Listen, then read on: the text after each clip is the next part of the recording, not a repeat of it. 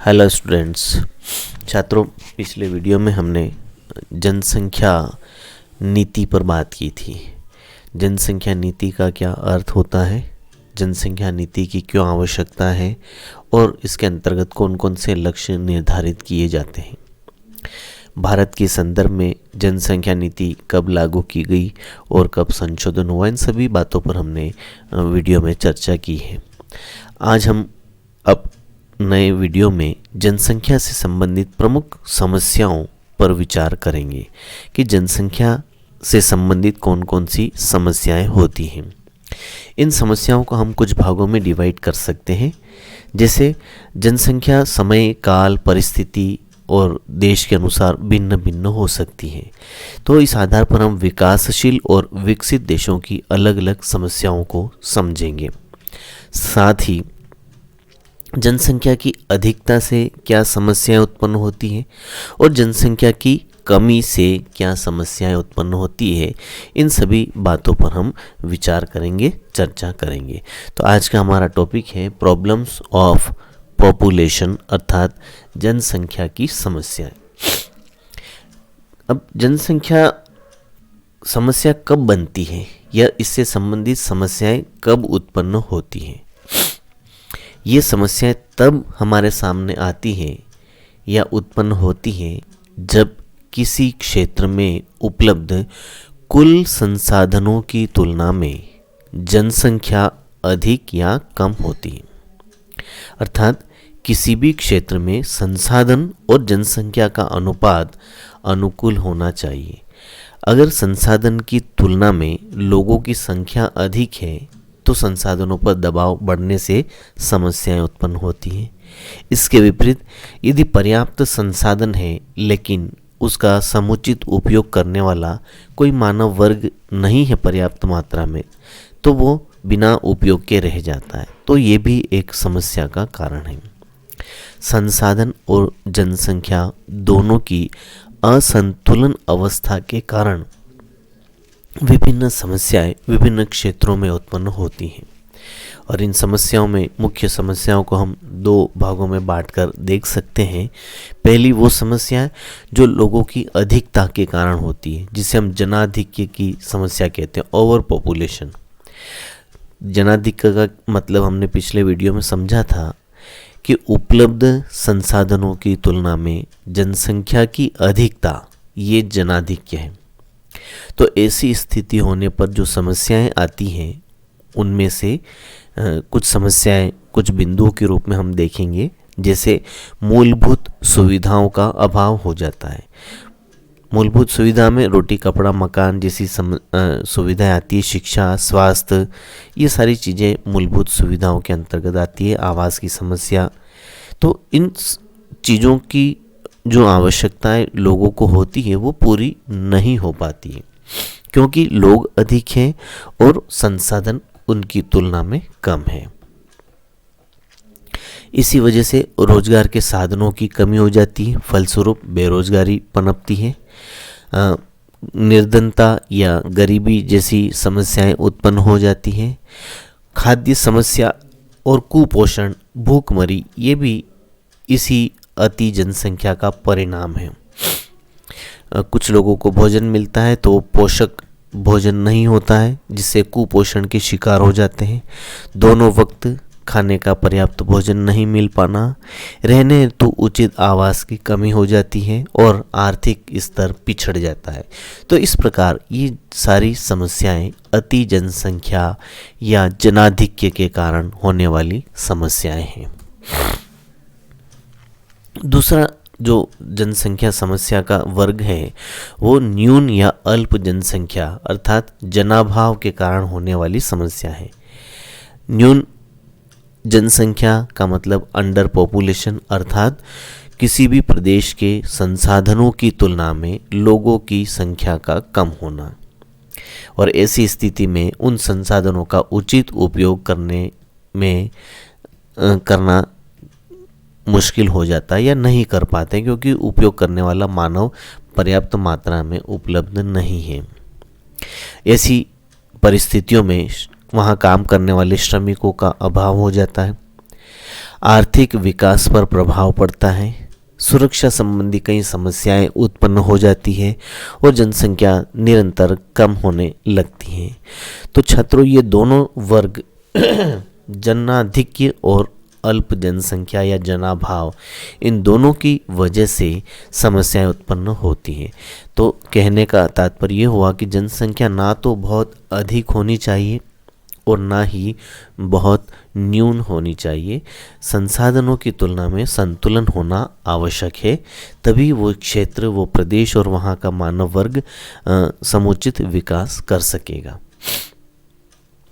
विश्व में जनसंख्या से संबंधित दो बड़ी समस्याएं हैं, जिसमें पहली है तीव्र गति से इसमें वृद्धि होना और दूसरा असमान वितरण। अभी जो हमने समस्याएं देखी थी वो बहुत अधिक और बहुत कम की वजह से होने वाली समस्याएं थी। ओवरऑल अगर हम देखें पूरे विश्व के संदर्भ में, तो इसकी बढ़ती हुई संख्या और इसका असमान वितरण, ये दो सबसे बड़ी समस्याएं हैं। सन 1650 के बाद विश्व की जनसंख्या के संबंध में विश्वसनीय आंकड़े मिलने लगे। 1750 में ये जनसंख्या 70 करोड़ के आसपास थी, जो 1950 तक बढ़ते बढ़ते 2.5 अरब तक पहुंची। इस समय विश्व की जनसंख्या लगभग 6.4 अरब है और ये अनुमान हम लगा सकते हैं कि 2025 तक विश्व में लोगों की संख्या 8 अरब, और इससे भी अगर हम आगे जाएं 2050 तक, तो ये 10 अरब तक पहुंचने की संभावना है। तो इस तेजी से बढ़ती हुई जनसंख्या के पालन पोषण की समस्याएं विश्वव्यापी स्वरूप धारण कर सकती हैं, क्योंकि इतने लोगों के पालन पोषण हेतु पर्याप्त संसाधन उपलब्ध नहीं है। इस जनसंख्या के इस तीव्र वृद्धि से प्राकृतिक संसाधनों का अतिशोषण होता है। बहुत अधिक मात्रा में हम प्राकृतिक संसाधनों का उपयोग और फिर दुरुपयोग करने लग जाते हैं, जिसकी वजह से पर्यावरण पर इसका प्रतिकूल प्रभाव पड़ता है और इसी वजह से पर्यावरण प्रदूषण जैसी समस्याएं उत्पन्न होती हैं और कई विनाशकारी प्रभाव पृथ्वी पर दिखाई देने लगते हैं। तीव्र वृद्धि के अलावा इसका असमान वितरण भी कई समस्याएं उत्पन्न करता है। असमान वितरण का मतलब किसी क्षेत्र में जनसंख्या का बसाव बहुत अधिक होना और कुछ क्षेत्र ऐसे होते हैं जहाँ जनसंख्या बहुत कम निवास करती है, तो इसको हम कहते हैं असमान वितरण। विश्व में कई क्षेत्र ऐसे हैं जैसे जावा द्वीप, गंगा का डेल्टाई भाग, महानगरों में जनसंख्या का घनत्व 1000 व्यक्ति प्रति वर्ग किलोमीटर से भी ज़्यादा मिलता है, और इसके विपरीत कुछ क्षेत्र ऐसे भी हैं जैसे सहारा और सदाबहार वन प्रदेश, अमेजन बेसिन, अफ्रीका, जहां घनत्व 10 व्यक्ति प्रति वर्ग किलोमीटर से भी कम मिलता है। उच्च जनसंख्या घनत्व की स्थिति में प्राकृतिक संसाधनों पर अनावश्यक दबाव बढ़ता है और इसके विपरीत निम्न जनसंख्या घनत्व होने पर प्राकृतिक संसाधनों के सदुपयोग के लिए वांछित मानव शक्ति उपलब्ध नहीं हो पाती। तो ये दोनों ही स्थितियां हमारे लिए नुकसानदायक है। अतः दोनों ही दशाओं में आर्थिक विकास रुक जाता है। जनसंख्या के आकार के अतिरिक्त जनसंख्या की गुणवत्ता भी आर्थिक विकास को काफ़ी हद तक प्रभावित करती है। सामान्यतः ये देखा जाता है कि स्वस्थ लोग आर्थिक विकास में सहायक होते हैं, जबकि अस्वस्थ जनसंख्या आर्थिक विकास में बाधक होती है, बाधा उत्पन्न करती है।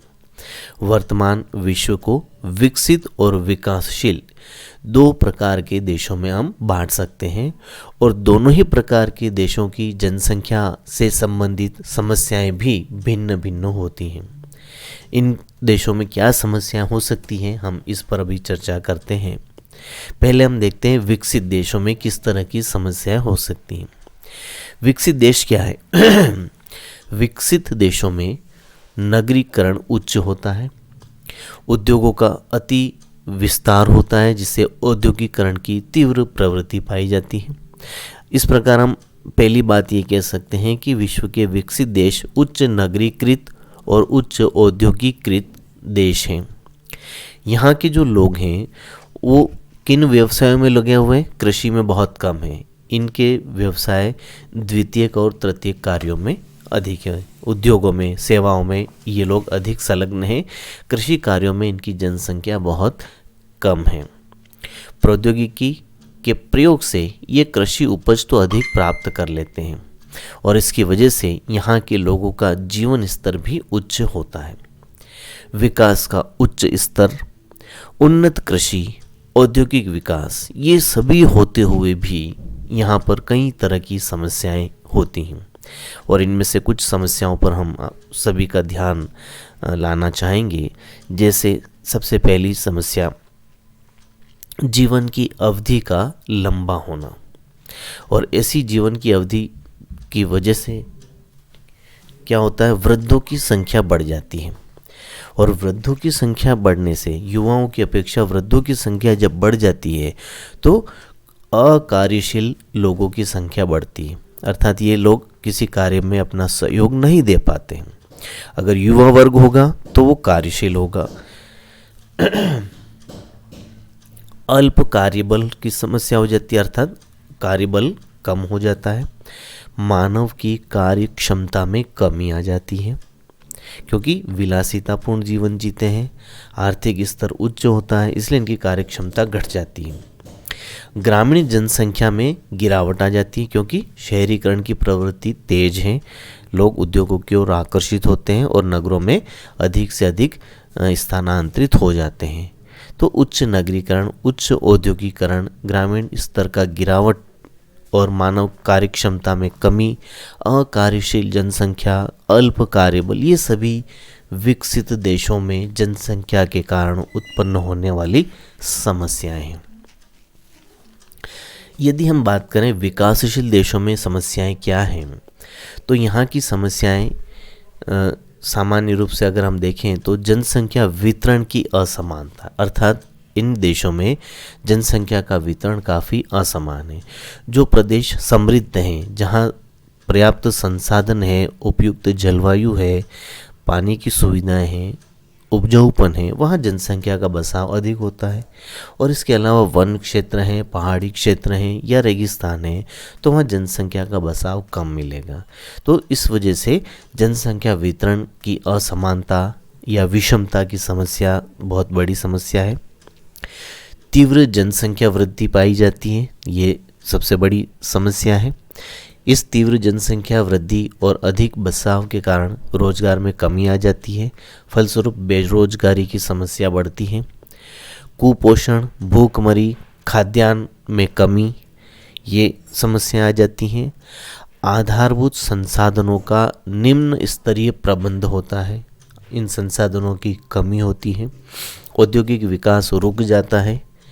प्राकृतिक संसाधन अविकसित होते हैं क्योंकि उपयुक्त प्रौद्योगिकी यहाँ नहीं होती या नहीं कर पाते हैं। इनका आधारभूत संरचना बहुत कमज़ोर हो जाती है, निम्न स्तर की होती है और कुशल श्रम की कमी होती है।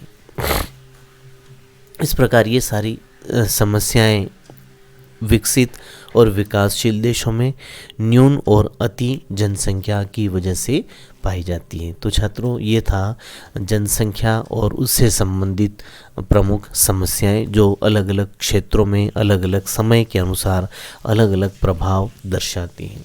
तो ये टॉपिक हम यहीं पर समाप्त करते हैं। अगले टॉपिक में हम फिर मिलेंगे, तब तक के लिए धन्यवाद।